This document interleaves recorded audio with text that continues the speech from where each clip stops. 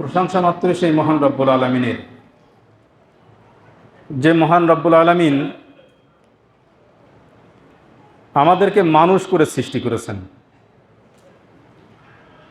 মানুষ করার সাথে সাথে যিনি আমাদেরকে জ্ঞান, বিবেক, বুদ্ধি দিয়ে সৃষ্টি করেছেন। আজ থেকে 10-20 বছরের আগের পৃথিবী আর আজকের পৃথিবীর মধ্যে এতটাই পার্থক্যটা এতটাই, যারা জ্ঞানীগুণী মানুষ তারাই জানবেন। মানুষের জ্ঞানের পরিধি আজকের এমন একটি সীমায় পৌঁছে গেছে, গোটা পৃথিবীটা আজকের মানুষের হাতের মুঠোয়। এবং যদি জ্ঞান বিজ্ঞান নিয়ে পর্যালোচনা করা হয়, তাহলে আমাদের একজন দিনহীন অর্থাৎ প্রান্তিক বলে মনে হবে। যে পৃথিবীর বর্তমান মানুষ, এই ঊর্ধ্বকাশে মানুষ বসবাস করছে, সমুদ্রে অতল তলদেশে, যেখানে মানুষ আজকের ভ্রমণের জন্য, ছোটবেলায় দেখতাম মেট্রো বা টেম্পো করে বলতো মানুষ ঘুরতে নিয়ে যাওয়ার জন্য। কলকাতায় যাওয়া হতো, 10 টাকা করে নিতে সম্ভবত, আমরা ছোটবেলায় দেখেছি মানুষ ঘুরতে যেত কলকাতায়। আর আজকের মানুষ, কিছু কিছু মানুষ ঘুরতে যায় পানির তলদেশে। কোথায় 4 কিলোমিটার 5 কিলোমিটার তলদেশে পানি আছে, সেখানে মানুষ ঘুরতে যায়। মানুষ কোথায় ঘুরতে যায়? 400 কিলোমিটার উপরে, যেখানে স্পেস ওয়ে তৈরি করেছে শূন্যের উপরে, মানুষ সেখানে থাকে, সেখানে মানুষ ঘুরতে যায়। সর্বোপরি হাতের নিয়ে আমরা চলি যে মোবাইল, এই মোবাইল নিয়ে যদি আলোচনা করি, সুদীর্ঘ সময় ধরে আলোচনা করা যাবে। আমরা জিবি বলি, কত জিবি আমাদের ইন্টারনেট চলে, কতটা আমাদের মেমোরি ক্যাপাসিটি আছে। সামান্য একটা মোবাইলে যতটা জ্ঞান আহরণ করে সঞ্চয় করে রেখে দেওয়া যায়, যা মানুষের কল্পনাতীত। এমন একটা যুগে আজকে আমরা বসবাস করছি, যে মহান রব্বুল আলামিন গোটা পৃথিবী যদি আমরা পর্যালোচনা করি, সবচেয়ে উন্নত থেকে উন্নততর জীবন ব্যবস্থার মধ্যে বর্তমান আমরা বসবাস করছি। যে মহান রব্বুল আলামিন বিগত দিনে আমাদের ছোটবেলাতে আমরা পবিত্র আল কোরআন কিংবা বুখারী গ্রন্থ দেখব, এই সৌভাগ্য খুব বেশি ছিল না। আজকের আপনার ঘরে, আমার ঘরে, প্রত্যেকটা মানুষের ঘরে যদি মনে করে সত্য কোনটা, এটা জানার জন্য একবার সার্চ করে। মূর্খ মানুষদের জন্য আপনি ভাষা ব্যবহার করতে পারবেন না, আপনি ইংরেজি ব্যবহার করতে পারবেন না, আপনার অন্য ভাষা দেওয়া আছে, আপনার বাংলা দেওয়া আছে, বাংলায় আপনি লিখতে পারেন না, আপনি একবার ওই বিভিন্ন রকমের অপশান আছে আজকের, শুধুমাত্র বলবেন সব কিছু চলে আসবে। আজকের যুগটা এআই এর যুগ বলা হচ্ছে। যাই হোক, অনেক কথা। এমন একটা উন্নত থেকে উন্নততর জীবন ব্যবস্থার মধ্যে মহান রব্বুল আলামিন আমাদেরকে রেখেছেন। সেই মহান সত্তার নিমিত্তে আমরা তার প্রশংসা জ্ঞাপন করি, সবাই বলে আলহামদুলিল্লাহ। অতঃপর এই যুগেই এসে দাঁড়িয়েও যদি আপনি পর্যালোচনা করেন, আমার গোটা জীবন ছোটবেলা থেকে নিয়ে যদি মৃত্যু পর্যন্ত 1 জিবি আমি ফুরোতে পারবো না, সবটাই সন্নিবেশিত হয়ে যাবে। আজকের দিনে এসে দাঁড়িয়ে এই পৃথিবীতে বর্তমানে জ্ঞানী গুণে মানুষের অভাব নেই। কত জ্ঞানের মানুষ আছে সে কথা বলতে গেলে অনেক সময়ের বিষয়। এত জ্ঞানী গুণী মানুষের সমাহার হওয়া সত্ত্বেও আজ থেকে নিয়ে গোটা পৃথিবী, যতদিন এই পৃথিবীতে দাঁড়িয়ে আছি, বিগত দিনেও ছিল, সমস্ত সময়টা যদি আমরা পর্যালোচনা করি, তাহলে একমাত্র ব্যতিক্রমভাবে একজন মানুষের জীবনে সব কিছুই আমাদের কাছে আছে, পৃথিবীর আর কোনো মানুষের কাছে, কোনো মানুষের নেই। আজকের দিনে যদি মনে করে কোনো মানুষের সব কিছুই সংরক্ষণ করে রাখা যাবে, মাত্র 1 জিবি ইন্টারনেটের মধ্যে সব কিছু সন্নিবেশিত করা সম্ভব, তবুও কোনো মানুষের কোনো সার্বিক জীবন নেই। কিন্তু একজন মহাত্মা মহামানবের জীবন গোটা পৃথিবীর মানুষের আদর্শ করার জন্য, যাকে মহান রব্বুল আলামিন পছন্দ করলেন, যার চরিত্র অধ্যয়ন করার জন্য প্রত্যেকটা জ্ঞানী গুণী মানুষের সামনে থাকার জন্য যে ব্যবস্থাপনা, আজ থেকে 1450 বছর আগে অতিবাহিত হয়ে গেছেন, তবুও তার জীবনী আমাদের কাছে হুবহু একেবারেই অকপটভাবে সমস্ত কিছু আমাদের সামনে খোলাখুলিভাবে রেখেছেন। তিনি হলেন বিশ্বনবী জনাবে মুহাম্মদ রাসূলুল্লাহ সাল্লাল্লাহু আলাইহি সাল্লাম। তার উপরে অগণিত ধারা দরুদ ও সালাম বিবর্ষিত। আমরা সমস্যারে বলি আল্লাহুম্মা আমিন, আল্লাহুম্মা সাল্লি আলাইহি ওয়া বারিক আলাইহি। সম্মানিত উপস্থিতি, বলার কিছুই নেই, আর আপনারা গ্রহণ করবেন এ আশাটুকু খুব কম। তবু তার মধ্যে দাঁড়িয়ে আমি খুব স্বল্প পরিসরে গুটিগত কথা বলবো। সেটা হলো এই, আমরা মুসলিম, আমরা পরকালে বিশ্বাস করি না? করি না? কে কে করি না? একজনও নেই, সবাই বিশ্বাস করি। পরকালের আমাদের বিচার পর্বের একেবারে শেষ বিচার, যে ব্যক্তিটা জাহান্নামে গেছিল, কিছু নেকি তার ছিল, ঠিক ইত্যবসরে বিভিন্ন অত্যাচার, জাহান্নামের কিছু ভয়াবহতা সহ্য করার পর তাকে আল্লাহ নির্দেশ দিলেন জাহান্নামের কিনারায় উঠতে। তা নিজে যেভাবে হোক হিসরাতে হিসরাতে কোনো একটি পর্যায়ে তিনি জাহান্নামের কিনারায় উঠে, তখনও মুখ জাহান্নামের দিকে, সব কিছু জাহান্নামের দিকে, শুধুমাত্র কিনারায় তার বসার সুযোগ করে দেওয়া হয়েছে। এই সময় ওই বান্দাকে জিজ্ঞাসা করা হচ্ছে, বান্দা বলো তুমি কেমন আছো? সেই বান্দা সেদিন কিয়ামতের মাঠে বলবেন, আল্লাহ আদম আলাইহিস সালামকে সৃষ্টি করেছিলেন, আর কিয়ামতের সূর্য ওঠা পর্যন্ত যত মানুষ পৃথিবীতে পাঠানো হয়েছিল সবচেয়ে সুখী মানুষ আমি। কথাটা কি ঠিক? আমার কথা বুঝে নেবেন, কথাটা কি ঠিক না ভুল? তিনি বলছেন, গুরুত্ব সহকারে শুনবেন, হয়তো অমনোযোগী হয়ে গেলে বুঝতে পারবেন না। জাহান্নামের কিনারা থেকে কেবলমাত্র তাকে পাশে রাখা হয়েছে, জান্নাতে দেওয়া হয়নি। তাকে রেখে জিজ্ঞাসা করা হচ্ছে, বলো তুমি কেমন আছো? তখন তার অভিব্যক্তি হলো এই যে, এই পৃথিবীতে যত মানুষ পাঠিয়েছিলেন সবচেয়ে সুখী মানুষের নাম আমি, আমি সবচেয়ে ভালো, আমার মতো শান্তিতে আর কেউ নেই। এই ব্যক্তিটা কি আল্লাহর কাছে ঠিক কথা বলেছেন? বুঝতে পারছেন না? হ্যাঁ, বলছে কি উত্তর দেবো, কৃষি কি ব্যাপার? আচ্ছা, জাহান্নামে জান্নাতে সে এখনো যেতে পারেনি, তাহলে সে কি করে সুখী হয়? হয় কি?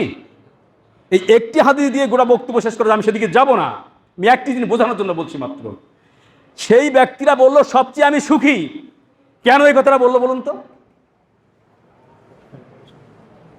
অনেকেই বুঝতে পারছেন না। তার মানে জাহান্নামের এমন একটি কঠিন পরিস্থিতিতে সে থেকেছিল, যে জাহান্নামের, আপনি বলুন আমাদের সময় আমরা যদি সবচেয়ে বিপদে পড়ে যাই, সবচেয়ে বড় যখন কোনো বিপদে পড়ে যাই, সেই বিপদ থেকে যদি আমরা উদ্ধার হয়ে যাই, তাহলে কি মনে হয় যে সবচেয়ে বিরাট সুখী হয়ে গেলাম আমি? মনে হয় না আমাদের অনেক ক্ষেত্রে যে বিপদ থেকে উদ্ধার হয়ে গেছে সবচেয়ে সুখী? কিন্তু সেটাই চূড়ান্ত সুখ নয়। ঠিক তদ্রূপভাবে ওই ব্যক্তিরা চূড়ান্ত সুখী নয়, প্রকৃত সত্য বলেননি। ওনার ক্ষেত্রে সত্য এই কারণেই উনি জাহান্নামটা দেখে আসতে পেরেছেন, জাহান্নামের ভয়াবহতা দেখেছেন, যার কারণে তিনি এই কথা বলছেন। এবার আসি একটা গল্পের জায়গায়। সম্ভবত আবু তাহের বর্ধমানের লেখা একটি গল্প পড়েছিলাম। তিনি বলছেন, একজন ব্যক্তি, তিনি খুব মানে রাজা, একজন রাজা ব্যক্তি, মানে তিনি রাজা, দেশের রাজা, সর্বময় কর্তা। তিনি মানুষ তাকে ভক্তি করে, ভালোবাসে। তার ভালোবাসা আর একজন ডাক্তার মানুষ যদি সচ্চরিত্র, ন্যায়নিষ্ঠবান, যা কিছু হয়, তার ভালোবাসার মধ্যে পার্থক্য থাকে। আজকের দিনে যেমন রাজনীতি নেতাদের ভয় করতে হয়, থানা দিয়ে ধরিয়ে দেবে, আবার ছাড়াতে যাবে, গ্রামে কোনো কিছু করলে মারপিট করবে, নিজেরা বড় চোর, ছোট চোরদের সাজা দেবে, সব কিছু করবে। ঠিক তদ্রূপভাবে তাদেরকেও মানুষ ভক্তি করে, ভালোবাসে। কিন্তু তাদের ভালোবাসার সাথে একজন ডাক্তার মাস্টারের ভালোবাসাটা সমান হয় না। ঠিক তদ্রূপভাবেই তদানীন্তনকালে রাজাকে ভালোবাসতেন, কিন্তু সেই দেশের একজন দরবেশ অলি বা ভালো দিনদার ব্যক্তির ভালোবাসার মধ্যে পার্থক্য ছিল। মানুষ শ্রদ্ধা করে তার ন্যায়নিষ্ঠভাবে, কোনো রকমের ভয় ছাড়া সম্মানের শ্রদ্ধা করে। ঠিক সেই সময়ে তিনি বলছেন, রাজা বলছেন যে আমাকে ভালোবাসে না, ওকে ভালোবাসে কেন? এই নিয়ে যাই হোক অনেক কথা। সেই দরবেশকে, সেই আল্লাহওয়ালা ব্যক্তিকে, তাকে তিনি কাছে গেলেন যে আপনাকে তো সবচেয়ে ভালোবাসে, আপনাকে ভালোবাসে, আমাকে মানুষ ভালোবাসে না। আমার ভালোবাসে ভয়ে, আমার ভালোবাসে ত্রাসে, আমার ভালোবাসে আমার কাছে পাওয়ার জন্য, আমার কাছে কিছু নেওয়ার জন্য ভালোবাসে, আমার তো আন্তরিকভাবে ভালোবাসে না। তাহলে এই ভালোবাসা পেতে গেলে আমাকে কি করতে হবে? তিনি বললেন আপনি ভালোবাসা পাবেন, একটি কাজ করুন, প্রত্যেক দিন 40 বার করলে 41 দিন আপনাকে মরতে হবে, মরতে হবে, মরতে হবে, এইটা আল্লাহকে স্মরণ করুন। রাজা মানুষ, বাচ্চা মানুষ, প্রতিদিন এটা স্মরণ করতেন, প্রতিদিন স্মরণ করতেন। স্মরণ করতে করতে করতে করতে করতে 41 দিন যাওয়ার পরেও দেখা যাচ্ছে তার মনের ভিতরে সে ভয়ও আসেনি, আর সে সম্মান অর্জন করতে পারেনি। সম্মান অর্জন করতে ভয় তার আসেনি, শুধুমাত্র জপ তপ করেছে এইভাবেই যে আমাকে তো মরতে হবে, মরতে হবে, মরতে হবে, মরতে হবে, মরতে হবে, মরতে হবে, এই করেছেন। 41 বার করে করেছেন। এখন বাদশা দেশে তার সময়টা নষ্ট হয়েছে। সে রেগে অগ্নিশর্মা ডাক সেই দরবেশকে ডেকে নেওয়া হলো রাজপ্রাসাদে। রাজপ্রাসাদে নিয়ে এসে বলা হলো যে আপনি একজন ধোঁকাবাজ, আপনি একজন প্রতারক, আপনি একজন নাদান, আপনি একজন জঘন্য মানুষ। এই সমাজের জন্য আপনাকে এই পৃথিবীতে রাখা, আপনার মতো ধর্মপ্রাণ মানুষ যিনি মিথ্যাবাদী, তাকে রাখা উচিত নয়। বিরাট চিন্তিত হয়ে পড়লেন, বিরাট চিন্তিত হলেন। তাকে কালকের মধ্যেই ফাঁসিতে ঝোলানো হবে। তখনকার দিনে নিয়ম ছিল তার অন্তিম ইচ্ছাটা পূরণ করার। তাকে জিজ্ঞাসা করছে, বলুন আপনার অন্তিম ইচ্ছা কি? তা বললেন, রাজামশাই, আচ্ছা আপনার কাছে আমার একটাই দাবি, সেটা হলো একটা দিনের জন্য আমাকে আপনার সিংহাসনে বসিয়ে দিন। আপনার সিংহাসনে আমি 24 ঘন্টার উপরে আর নেব না। ঠিক আছে, নেওয়া হোক। তাকে দেওয়া হলো। আবু তাহের বর্তমানে তিনি গল্পটা লিখেছেন। তাকে দেওয়া হলো। দেওয়ার পরে বললেন আপনার সর্বপ্রথম কাজ হবে, ওই যে মেলাটা দেখছেন, ওখানে মেলা বসে, বিরাট মেলা, ওইখানে একটা সুন্দর সুচ্চিরি ছেলে, সে বাদাম বিক্রি করে, সে বাদাম বিক্রি করে, ওই বাদামওয়ালাকে ধরে নিয়ে আসতে হবে। রাজা অর্ডার দিচ্ছেন, সাথে সাথে সেটা করা হলো। রাজা তাকে ধরে নিয়ে আসলেন। ধরে নিয়ে আসার পরে বলে কি করতে হবে এবার? বললে এই দেশের সবচেয়ে সুন্দরী সুচ্চিরি তন্নি নারীকে নিয়ে আসতে হবে, যে নাকি বেশ্যা, বেশ্যা নারীকে নিয়ে আসতে হবে। আনা হলো। আনা হওয়ার পরে কি করা হলো?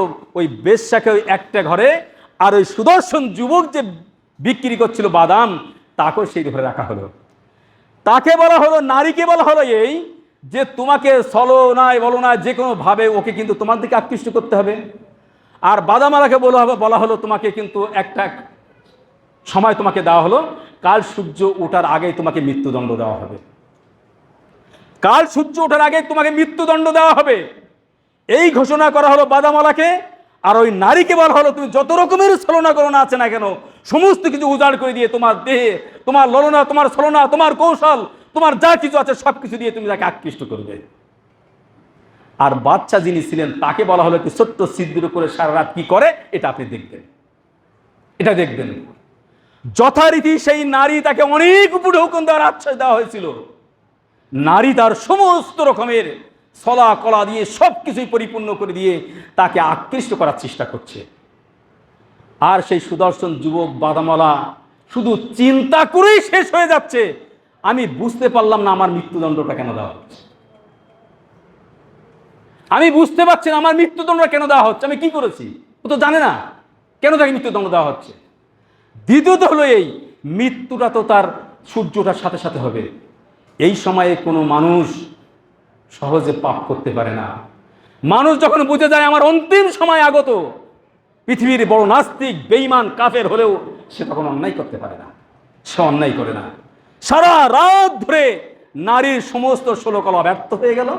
পরদিন রাজাকে জিজ্ঞাসা করা হচ্ছে, বলো আপনি বলেন আপনি কি দেখলেন, আপনি কি দেখলেন? তিনি বললেন আমি এই দৃশ্য দেখলাম।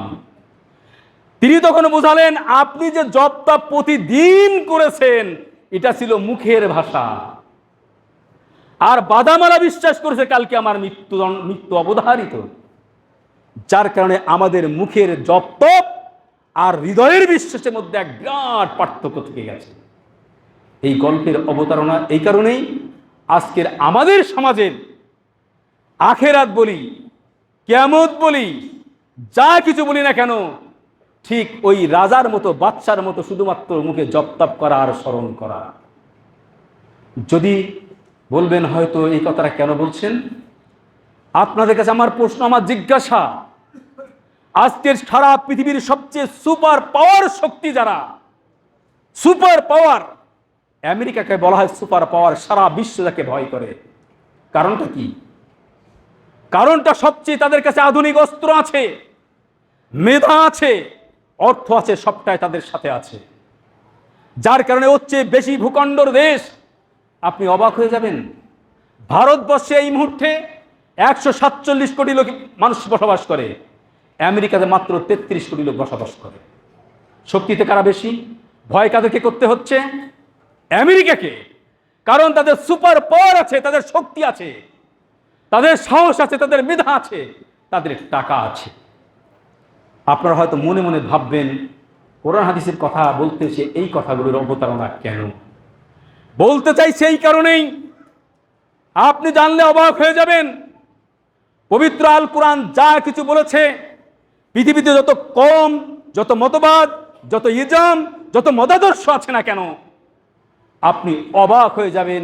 এই কারণেই বিগত কয়েকদিন পূর্বেই ভারতের, আমাদের দেশের একজন সাংসদ তিনি বলছেন, যদি আমরা এই মুহূর্তে ধর্মান্তরকরণ যে বিল যদি না আনি, তাহলে আমাদের হিন্দুদের অস্তিত্ব থাকবে না।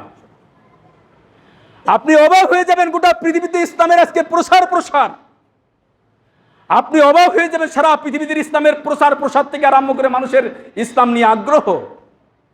কিন্তু দুর্ভাগ্যের বিষয় হলো একটি, আমেরিকার একজন বিশ্ববিখ্যাত মনীষী, তিনি ইসলাম কবুল করেছেন, আফসোস করে বলছেন, আফসোস, কি আফসোস করে বলছেন?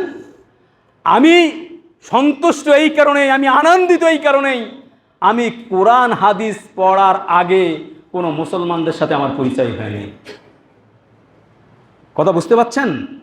তিনি বলছেন, আমার সৌভাগ্য যে কোরআন হাদিস পড়ার আগে কোনো মুসলমানদের সাথে আমার পরিচয় হয়নি। কথাটা কেন বললেন? একটু আকল খাটান তো, বিবেক খাটান তো। তিনি বোঝাতে চেয়েছেন, আমি যদি মুসলমানদের দেখে মুসলমান হতে চাইতাম, তাহলে আমার আর মুসলমান হওয়া সম্ভব হতো না। আমি বোঝাতে চাইছি এই কথাই, গোটা পৃথিবীর মানুষ, যত মতাদর্শের মানুষ আছে না কেন, আজকের ইসলাম এমন একটি ধর্ম, যদি একটা করে বিচার বিশ্লেষণ করি, তাহলে আপনি দেখেন কোরআন সত্যতার প্রত্যেকটা চূড়ান্ত রূপ কিন্তু আমাদের সামনে আছে। একটা উদাহরণ, এই পৃথিবীতে বর্তমান ভাষা আছে 5111টি ভাষা আছে। আপনি জানেন? আপনি তো জানেন, আমাদের তাওরাত নাজিল হয়েছে, ইনজিল নাজিল হয়েছে, তারপর জবুর নাজিল হয়েছে। এই ভাষাগুলো কি ছিল? তাওরাতের ভাষা ছিল কি? গোটা পৃথিবীতে আজকে তাওরাতের ভাষা, ইব্রানি ভাষা বা হিব্রু ভাষা গোটা পৃথিবীতে কোথাও নেই। আপনি যদি ইনজিলের ভাষা দেখেন, এই ভাষাটা ছিল, নাজিলের ভাষা ছিল খালিদি ভাষা। গোটা পৃথিবীতে আজ কোথাও খালিদি ভাষা নেই। আপনি যদি জিন্দাবেস্তা দেখেন, এটা ছিল দুর্রাই ভাষা। গোটা পৃথিবীতে কোথাও আর একটি ভাষাও নেই। আপনি যদি রামায়ণ, মহাভারত বা আপনি বেদের কথা বলেন, তাহলে সেখানে বলা হচ্ছে সংস্কৃতি ভাষা। এই গোটা পৃথিবীতে আজকের একটি ভাষা নেই যেখানে একটি ফ্যামিলির লোক কথা বলে, একজন ফ্যামিলির লোক কথা বলে। অথচ পবিত্র আল কোরআন নাজিল হয়েছে আরবি ভাষায়। গোটা পৃথিবীতে যেহেতু মহান রব্বুল আলামিন এই ভাষাটাকে দায়িত্ব নিয়েছেন, ইন্না নাহনু নাযালনা যিকরা ওয়া ইন্না লাহু লাহাফিজুন, কোরআনকে দায়িত্ব নিয়েছেন, এই ভাষাকে দায়িত্ব নিয়েছেন মহান রব্বুল আলামিন, কিয়ামত পর্যন্ত রাখবেন। আজকে আকল হয় না, বিবেক হয় না আমাদের?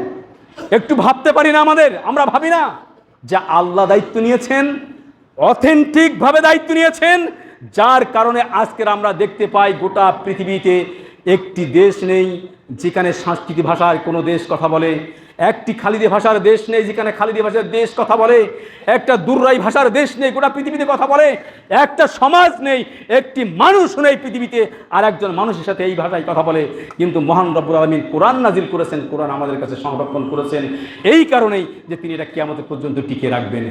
এই সত্যতার মানদণ্ডে, সত্যতার বিষয়ে আজকের আমাদের ওয়াকিবহাল নই আমরা, যার কারণে আজকের গোটা পৃথিবীতে আজকের মুসলমান আমরা প্রান্তিক হয়ে গেছি।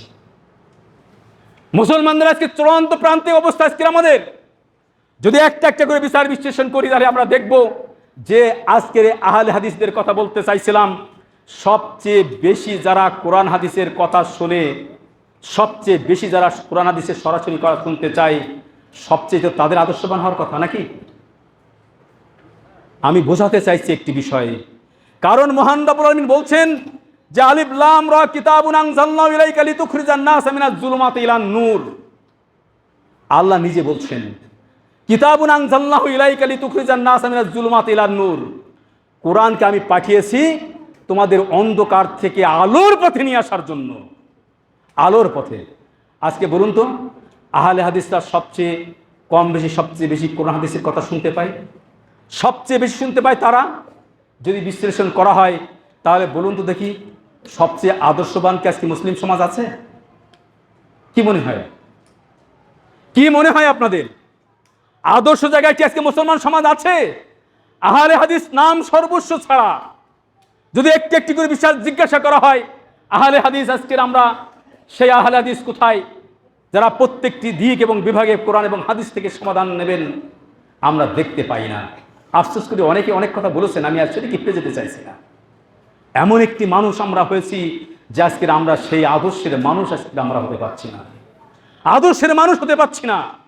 অথচ পবিত্র আল কোরআন আমাদের কাছে নাজিল করা হয়েছিল ওই সমস্ত সমাজের যে সমাজগুলো ছিল এমন একটি প্রান্তিক সমাজ, দুনিয়ার এমন কোনো অপরাধ ছিল না যে অপরাধ তদানীন্তনকালে সংগঠিত হতো না, এমন কোনো অপরাধ এমন কোনো পাপ ছিল না যে পাপ সংগঠিত হতো না তদানীন্তনকালের। কিন্তু সেই পাপ সংগঠিত হওয়ার পরেও যখন পবিত্র আল কোরআন নাজিল হয়েছে, আমাদের কাছে যদি পবিত্র আল কোরআন যখন একটি একটি করে যখন আয়াত আসতে শুরু করেছে, আমরা দেখেছি যারা ইসলামের সুশীতল ছায়াতলে আচ্ছিত হয়েছেন, দুনিয়ার যত পাপ ছিল, যত রকমের অন্যায় ছিল, যত রকমের রাহাজানি ছিল, যত রকমের কারুপুরুষতা ছিল, সব কিছুই ধূলিসাৎ হয়ে যে একটা সুষ্ঠু সমাজ বিনির্মাণ হলো। সেই সমাজ আজকের আমরা দেখতে পাই কোরআন হাদিসের কাছাকাছি থেকেও আজকের আমরা সেই সমাজ তৈরি করতে পারছি না। আমাদের মধ্যে আছে শিরিক, আমাদের মধ্যে আছে বিদআত, আমাদের মধ্যে আছে পরশ্রীকাতরতা, আমাদের আছে প্রত্যেকটা দিক এবং বিভাগে আমাদের অন্যায়ের এক চূড়ান্ত দলিল হয়ে আছে আজকের আমরা। মহান রব্বুল আলামিন আমাদেরকে সৃষ্টি করেছেন কেন? আল্লাহ বলেছেন আল্লাযী খলাকাল মাউতা ওয়াল হায়াতা লিয়াবলুয়াকুম আইয়ুকুম আহসানু আমালা, আমি তোমাদের সবচেয়ে কর্মের কি ভালো এজন্য তোমাদের দেখার জন্য, জানার জন্য সৃষ্টি করেছি। কিন্তু দুঃখের বিষয়, বড় পরিতাপের বিষয়, আজকের নাম সর্বস্ব আমরা আহলে হাদিস হয়েছি। আপনি মাথায় রাখবেন, আপনি আহলে হাদিস, আপনি মুসলিম। আপনাদের কাছে আমি যদি জিজ্ঞাসা করি, একজন অমুসলিম তিনি সাধারণভাবেই কোরআন হাদিস পড়ে ইসলাম বুঝতে চান না, তিনি বুঝতে চান মানুষকে দেখে, মুসলিম মানুষদেরকে দেখে। এটা মাথায় রাখবেন। আপনার চলা, আপনার বলা, আপনার ওঠা, আপনার বসা যদি অন্য মানুষের চাইতেও তুলনায় যদি ব্যতিক্রম না হয়, তাহলে ব্যর্থ জীবন আপনার আমার। আপনার আমার জীবন ব্যর্থ এই কারণেই ব্যর্থ যে আপনার ভিতরে কোরআন হাদিস থাকার পরে পরিবর্তন আসতে হবে। পরিবর্তন যদি না আসে তাহলে বুঝতে হবে যে কোরআন আপনার সঠিকভাবে গাইডলাইন দিতে পারেনি, আর আপনিও কোরআন হাদিসকে সঠিকভাবে গ্রহণ করতে পারেননি। যদি গ্রহণ করতে পারতেন তাহলে আজকের আমাদের এই সমাজ এই অবস্থা আমাদের দেখতে হতো না। আমাদের একটা সমাজ তৈরি হতো যে সমাজে আহলে হাদিসকে দেখলে মনে হতো না কত আদর্শবান সমাজ। দুঃখ লাগে, বেদনা হয়, প্রচুর মানুষ আহলে হাদিস হন, আহলে হাদিস হওয়ার পরে একটা সময় তাদের মোহ ভেঙে যায়।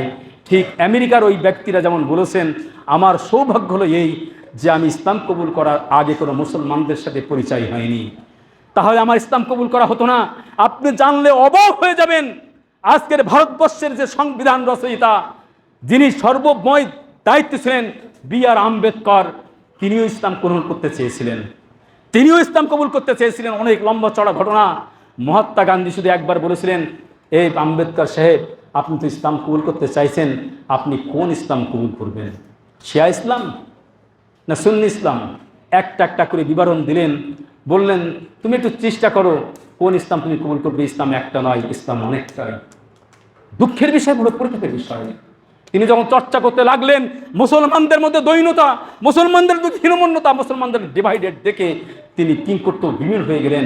চূড়ান্ত সিদ্ধান্ত আর নিতে পারলেন না, তিনি ইসলাম কবুল করতে পারলেন না। আজকের ইতিহাস, আজকে তদ্রূপভাবে আপনাদের কাছে আমার অনুরোধ, আপনি যদি আহলে হাদিস হন, আপনি যদি আহলে হাদিসের ভালোবাসেন, কোরআন এবং সহিহ সুন্নাহ যদি আপনার জীবনে বাস্তবায়ন করতে চান, তাহলে আপনার ভিতরে কোনো পরিবর্তন আসতে হবে। যদি কোথাও পরিবর্তন না আসে, আপনার নিজের ভিতরে পরিবর্তন আসতে হবে। যদি পরিবর্তন না আসে, তাহলে মনে করতে হবে আপনি আহলে হাদিসের কিছুই বোঝেননি। যদি বুঝতে পারতেন, তাহলে আপনার আমার ভিতরে চরিত্র কিছুটা পরিবর্তন হবে। দেখুন, একজন বিখ্যাত মানুষ ইসলাম কবুল করেছেন, সমবেত জনতার মাঝখানে উঠে দাঁড়িয়ে তিনি প্রথমে বলছেন, একটা সূরা পাঠ করা শুরু করলেন, আলহামদুলিল্লাহ সূরাটা সম্পূর্ণভাবে পাঠ করলেন। পরে তিনি বসে গেলেন। ওনাকে জিজ্ঞাসা করা হচ্ছে যে আপনি কি বললেন, তো আমরা কিছুই বুঝতে পারলাম না, আপনি শুধু সূরা ফাতিহা পাঠ করে বসে গেলেন। তিনি বলছেন যে আমি এজন্যই বসে গেলাম, আমি শুনেছি আমার প্রাণপ্রিয় রসুল তিনি বলেছেন, আমার পক্ষ থেকে তোমাদের যদি কোনো কিছু জানা থাকে, তাহলে তোমরা অন্যের কাছে পৌঁছে দাও। আমি আর কিছুই জানি না, আমি শুধুমাত্র এই সূরাটাই মুখস্থ করতে পেরেছিলাম ইসলাম কবুল করার আগে। আমি এতটুকুই জানি, আমি সূরা ফাতিহা ছাড়া আর কিছুই জানি না। তাই আমি মনে করলাম আমার দায়িত্ব তো পালন করতে হবে এই মুহূর্তেই। তাই আমি পালন করার সাথে সাথে সূরা ফাতিহা পড়ে বসে গেছি। আজকে বলুন তো, মহান রব্বুল আলামিন বলছেন, কুনতুম খায়রা উম্মাতিন উখরিজাত লিন-নাস তা'মুরুনা বিল মারুফ ওয়া তানহাউনা আনিল মুনকার। আপনাকে সৃষ্টি করা হয়েছে কল্যাণের জন্য, সেই কল্যাণটা কি আজকে আপনি আমি জানি না। নামাজ পড়ি, আমি ইসলাম বুঝি না, আমি যাকাত কিভাবে দিতে হয় আমি জানি না, আমার কি করতে হয় আমি জানি না, আমার সন্তান কোথায় থাকে আমি জানি না, আমি কোথায় থাকি আমি নিজে জানি না, অথচ আমি পাক্কা মুসলমান। এই অবস্থা যদি আমরা হই, তাহলে আমাদের ইহলৌকিক কল্যাণ তো হবেই না, পারলৌকিক জীবনে আমরা মুক্তি পাবো না। আর আল্লাহর কোরআনের কথা হলো এই, ফাইন আমানু বিমিসলি মা আমানতুম বিহি ফাকাদ ইহতাদাউ ফাইন তাওয়াল্লাউ ফাইন্নামা হুম ফি শিকাক। অনেক লম্বা চড়া আলোচনা, যেখানে আল্লাহ নিজেই বলেছেন, তোমাদের যদি ঈমান ওই ঈমানের সাথে মতো না হয়, সাহাবীদের মতো না হয়, তাহলে তোমরা হেদায়েত পাবে না। পরিশেষে আপনার কাছে, আপনার প্রত্যেকের কাছে আমি অনুরোধ করি, পবিত্র আল কোরআন যদি একটা একটা করে আপনি পড়েন, দেখেন, তাহলে দেখবেন যে আজকে আমরা কোথায় আছি। একটা পর্যালোচনা করা দরকার। আল্লাহ নিজে বলছেন, ইয়া আইয়ুহাল্লাযীনা আমানু দুখুলু ফিস-সিলমি কাফা, তোমরা পরিপূর্ণভাবে ইসলামে দাখিল হও। আজকের আমরা সেই ইসলামে দাখিল হতে পারছি না। এটা আমাদের ব্যর্থতা। আমাদের চলায়, আমাদের বলায়, আমাদের উঠায়, আমাদের বসায়, আমাদের প্রত্যেকটা দিক এবং বিভাগে আমাদের চরিত্র হিসাবে আমাদের কোরআন হাদিসের অনুসারী হতে হবে। যদি আমরা সেটা হতে পারি, তাহলে আমাদের ইহলৌকিক মুক্তি এবং পারলৌকিক কল্যাণ হবে। আর যদি না হয়, তাহলে মনে রাখবেন, এই দুনিয়ার জীবন আপনি প্রত্যেকটা দিনে ফিতনাতে জড়িয়ে আছেন। প্রত্যেকটা অনুপরিণতি আপনি যদি বিশ্লেষণ করেন, তাহলে ফিতনাতে আসেন। আর এই ফিতনার সাথে সাথে কিয়ামতের মাঠে এক ভয়াবহ আযাবের সম্মুখীন আমাদের হতে হবে। সুতরাং আপনাদের কাছে আমার স্বনির্বন্ধ অনুরোধ, আসুন, সব কথা এই স্বল্প পরিসরে সব কিছু গুছিয়ে বলা সম্ভব নয়। আর আমাদের মেন্টালিটি একটা কাজ করছে সর্বসময়, সেটা হলো ভালো ভালো কথা শুনবো। মানার কথা যত না বলা হয় সমাজে, ততটাই ভালো। যত সময় মানুষকে বিনোদন দেওয়া যায়, অন্যের বিরুদ্ধে বলা যায়। আমি যদি মনে করি হিন্দুদের বিরুদ্ধে অনেক কিছু বলতে পারবো, আমি যদি মনে করি বিদেশিদের বিরুদ্ধে অনেক কিছু বলতে পারবো, আমি যদি মনে করি অন্য কওমের বিরুদ্ধে অনেক কিছু বলতে পারবো, আপনারা তাড়িয়ে উপভোগ করবেন, কিন্তু কল্যাণ কিছু নেই আপনি যদি নিজেকে সংশোধন না হয়। আমি এজন্যই চাই যে অন্যের সংশোধনের আগে আসুন আমরা নিজেরাই সংশোধন হই। যদি নিজেরাই সংশোধন হই, তাহলে সব কিছু আমাদের কল্যাণ হবে। পরিশেষে একেবারে অন্তিম সময় এই, আপনি যদি দেশের পরিবর্তন না করতে পারেন, আপনি যদি সমাজের পরিবর্তন না করতে পারেন, আপনি যদি আপনার পরিবারকেও করতে না পারেন, আপনার কাছে অনুরোধ, 3.5 হাত এই সাম্রাজ্যের মালিক আপনি, যেখানে আর কারোর কথাই চলে না। আপনি বলতে পারবেন আপনার সন্তান শোনেনি, আপনি বলতে পারবেন আপনার সমাজ শুনেনি, আপনি বলতে পারবেন আপনার দেশ শুনেনি আপনার কথা, দাওয়াতে কাজ করেছি কিছুই শুনেনি, এরা বলতে পারবেন। কিন্তু মাথায় রাখবেন, এই যে সাম্রাজ্য, এই সাম্রাজ্যের মালিক আমি ছাড়া পৃথিবীর আর কেউ নেই। সুতরাং এই সাম্রাজ্যের ভিতরে যদি আমার ইসলাম প্রতিষ্ঠিত হয়, আমরা মনে করি সেই প্রান্তিক জায়গায় ইসলাম এসেছিল কিছু মানুষের মধ্য দিয়ে, গোটা পৃথিবীতে আজকে 200 কোটি মুসলমান যাদেরকে পরিচয় দিচ্ছে, ছোট্ট পরিষদ থেকে আজকে এত বড় বৃহৎ জায়গায় চলে এসছে। যদি আপনার আদর্শ আপনি যদি প্রতিষ্ঠিত করতে পারেন, তাহলে একদিন হয়তো দেখা যাবে যে সমাজে আপনার পরিবার, আপনার আত্মীয়স্বজন, আপনার জ্ঞাতি অন্যরা মেনে নিচ্ছেন, তাহলে একটা সমাজ আবার বিনির্মাণ হতে পারে। তাই আপনাদের কাছে আমাদের অনুরোধ যে আমরা যেন পবিত্র আল কোরআন এবং সহিহ হাদিস অধ্যয়ন করি, নিজেরা মানি, সমাজকে সচেতন করার চেষ্টা করি, আমাদের পরিবারকে তৈরি করার চেষ্টা করি, সর্বোপরি নিজেদের জন্য আমরা চেষ্টা করি আমাদের নিজের জন্য। আল্লাহ আমাদের এই তৌফিক দান করো, আমিন। ওয়া আখিরু দাওয়ানা আলহামদুলিল্লাহি রাব্বিল আলামিন। আসসালামু আলাইকুম ওয়া রাহমাতুল্লাহি ওয়া বারাকাতুহু।